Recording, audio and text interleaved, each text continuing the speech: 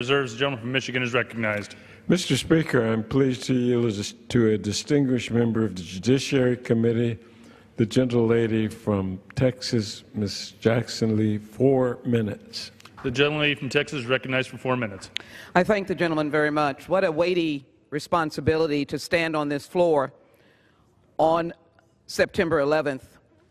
For those of us who were here in this body on that day, there's no more solemn responsibility than the national security of this nation.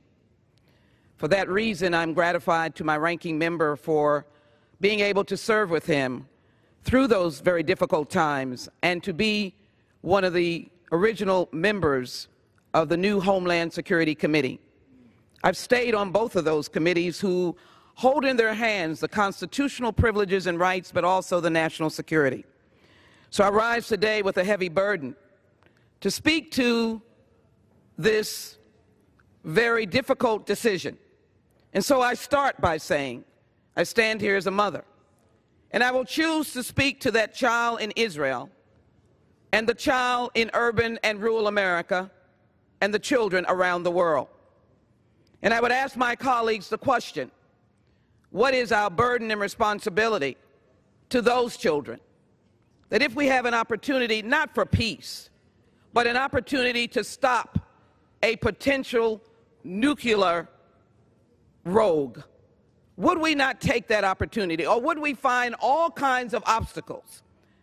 I rise in opposition to the underlying bill, and I rise today in support of this non-nuclear proliferation agreement. I thank the President and Secretary Kerry, but I thank more importantly Republicans and Democrats and independents. I thank the negotiators.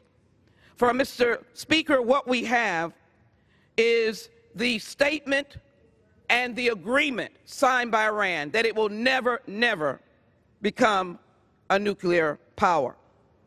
This agreement creates an enforceable roadmap for dismantling Iran's nuclear program. Before the interim joint agreement in 2013, Iran went from operating approximately 164 centrifuges to 10,000. And then they went to 19,000, but this agreement brings them down to 6,000. Is that not a standing in the gap against a known actor of terrorism? And then, of course, we have them at 300 kg enriched uranium, and they're only allowed to enrich 3.67. We have a roadmap for the various entities that contributed to their ability to make a nuclear bomb. Make no mistake about it, you cannot take away knowledge. Even if you bomb Iran through war, you cannot take away knowledge, and they will ultimately have the ability to come back again. Now we have an agreement with the P5+1. This is not Munich, for Munich was a capitulation. No one in this agreement is capitulating to Iran. We are demanding that Iran cease and desist. Tell the American people the truth. This is the best pathway to ensuring that the scientists and all.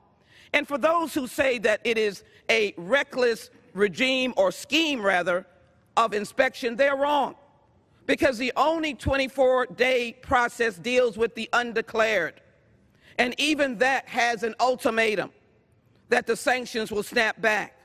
But the IAEA inspectors trained by the United States will be present on site at the IAEA. And many members traveled there and got a direct briefing of the intenseness of their inspection process.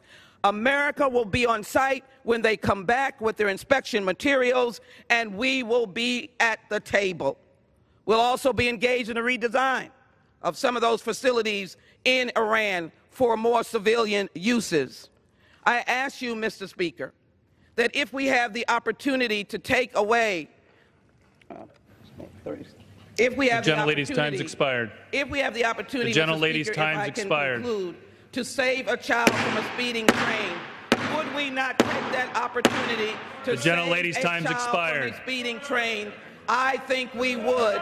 We need to save the children. The gentlelady's no longer in recognition. I yield back.